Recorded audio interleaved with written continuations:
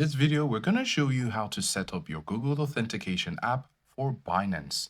So you need to have your Google Authentication app like we have so, and also, of course, the Binance app. So the first thing you're going to do is to go over to Binance.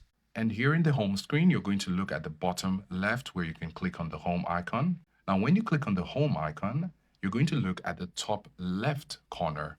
Here at the top left corner, you can see the Binance icon again, and you can click on it.